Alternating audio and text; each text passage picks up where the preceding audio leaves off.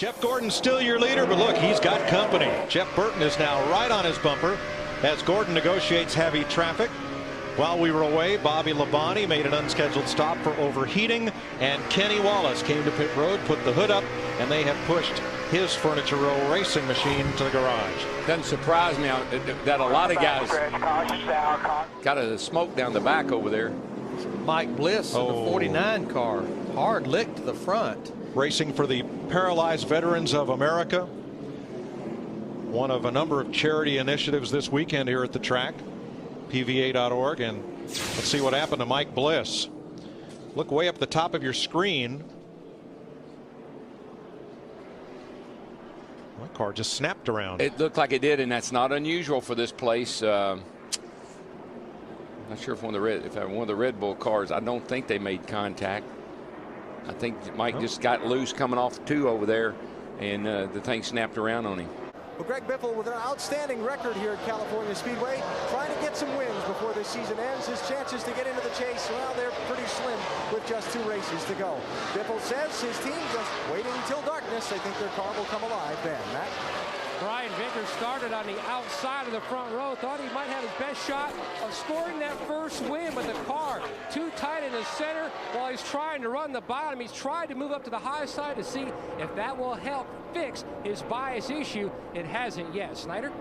Mark talked to Pat Trice, the crew chief for Mark Martin this morning, and he told me, you know, I want to make it to lap 50 and try and be in the top 15. Look at this, lap 44, Mark Martin from 38th to 15th. They've made it through the part of the race they were really concerned about. Well, much like BP heard this morning, too, everyone picking the 48 as the car to beat going in and showing why he has climbed up right on the back deck of the 8 of Dale Earnhardt Jr. Now, the car is good, but the radio wasn't. His spotter, Earl Barber, had to swap around different radios because he was not... I keep waiting for guys to move up a little bit. That will happen, and there will be a second groove, and you can sometimes sail by on the outside.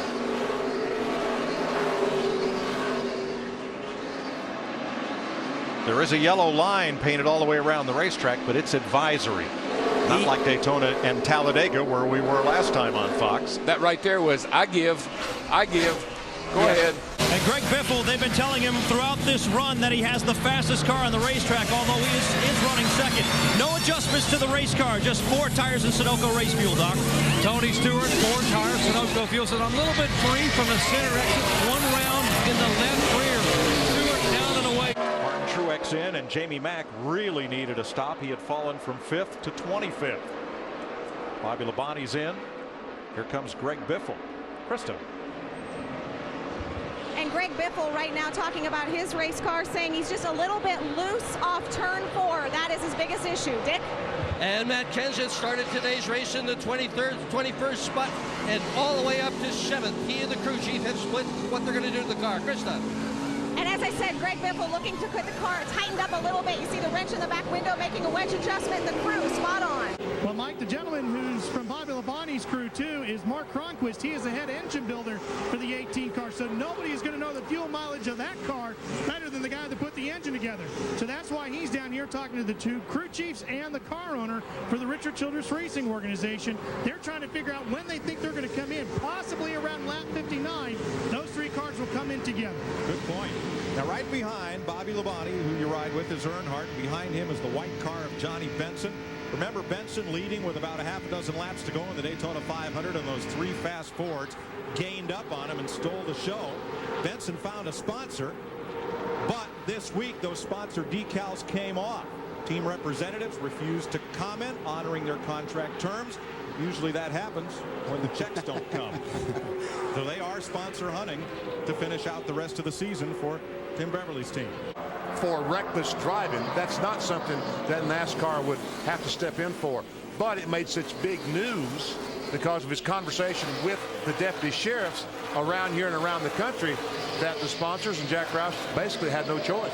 And I also think there's probably some sore feelings between, you know, driver and sponsor and owner on how things came down. So, you know, I think they probably saw an opportunity to make a move here.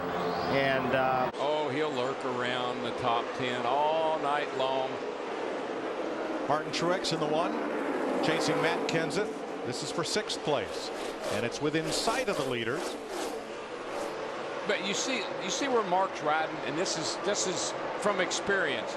Nobody's on his back bumper. You don't want anybody riding your back bumper here. They'll just aggravate you when they're back there. Well, they'll force you in a mistake. Steve? Has about a 1.1 second lead over Logano and making it look easy like he has done several other times. And they're going to split the difference here. One goes high, one goes low around the 23 of Juan Carlos Bloom. Yeah, you could hear right there that Sam had to breathe it just a little bit to make sure he was giving himself plenty of room there. Mentioned Kyle Larson starting in the back of the field because they spun during qualifying. Started the race 39th, and he is closing in on Brian Scott for the 11th position. I think this is where the 4 tires are taking effect. Matt car's handling really well. And it was just a matter of time. The air pressure's built up. And the 48, I think, losing just a little bit of grip from just having those right sides and no left side help there.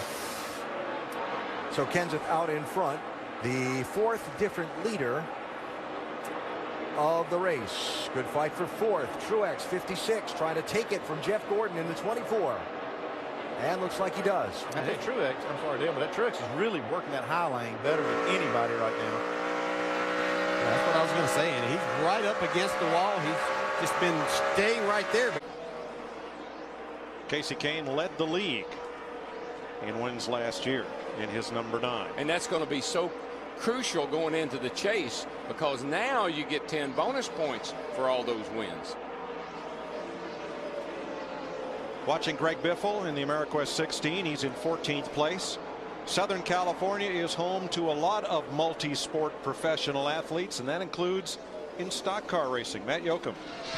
Joel Edmonds, Mike, Greg Biffle spotter will tell you his life changed forever back in 1976. A once-in-a-lifetime visit to the LA Dodgers locker room led to a 12-year run as a bat boy for the Dodgers. Now he's based in North Carolina, but he would travel to all the East Coast games, even the '81 World Series. He'd spend his summers right here, living with the LA Dodger coaches.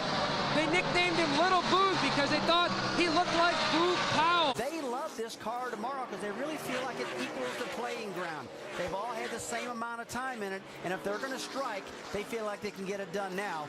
And Juan Pablo Montoya really enjoyed that win he had out in California on a road course because of that. He made a smart move right here. He let Ryan Newman go. He led 99 of the 160 laps. He starts on the front row for tomorrow's race in pursuit of an unprecedented 5th win in the Brickyard 400. And we'll talk more about that as he hangs with us for a little bit in our Nationwide Series telecast. Austin Dillon continues to struggle in this 3-car.